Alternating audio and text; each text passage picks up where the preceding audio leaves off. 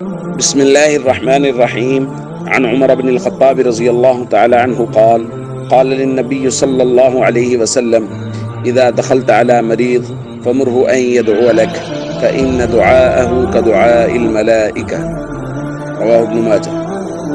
سیدنا عمر بن خطاب رضی اللہ تعالیٰ عنہ سے روایت ہے، فرماتے ہیں کہ نبی کریم صلی اللہ علیہ وسلم نے مجھ سے فرمایا، جب تو کسی مریض کے پاس جائے تو اسے کہہ کہ وہ تیرے لیے دعا کرے، کیونکہ اس کی دعا فرشتوں کی دعا کی طرح ہے۔ دوستو، تیمارداری کے متعلق بات کی جا رہی ہے۔ عیادت مریض کے فضائل کا بیان ہو چکا ہے، اور اب ہم بات کریں گے عیادت مریض کے آداب کی۔ ان آداب میں سے ایک ادب یہ ہے کہ مریض سے دعا کی درخواست کی جائے۔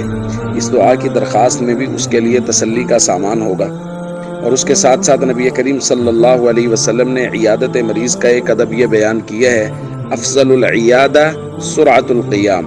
حضور نے فرمایا، عیادت سب سے افضل عیادت یہ ہے کہ عیادت کر کے جلدی اٹھ جائے، کیونکہ مریض پتہ نہیں کس حالت میں ہے، اس کو کوئی تقاضا ہو۔ اگر دیر تک عیادت کرنے والا بیٹھا رہے گا تو عین ممکن ہے کہ مریض کو اس کی وجہ سے تکلیف پہنچے۔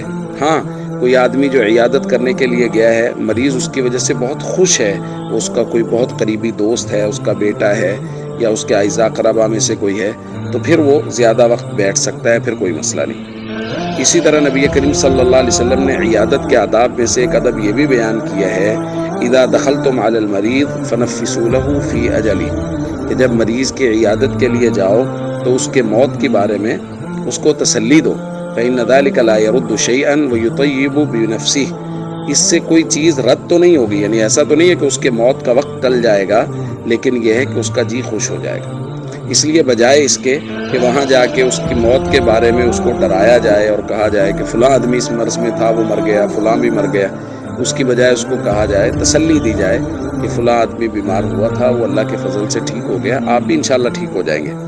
تو سب سے بنیادی بات اگر اس میں جو ہمیں سمجھ میں آتی ہے وہ یہ ہے کہ مریض کو تسلی دی جائے، اس کو خوش کیا جائے۔ نبی کریم صلی اللہ علیہ وسلم نے اسی وجہ سے فرمایا، جو آدمی زیادہ مریض ہو، کوئی چیز کھانے کے لیے مانگے تو اس کو وہ چیز دے دو تاکہ وہ پریشان نہ ہو اور اس کو تسلی رہے۔ السلام علیکم ورحمۃ اللہ وبرکاتہ۔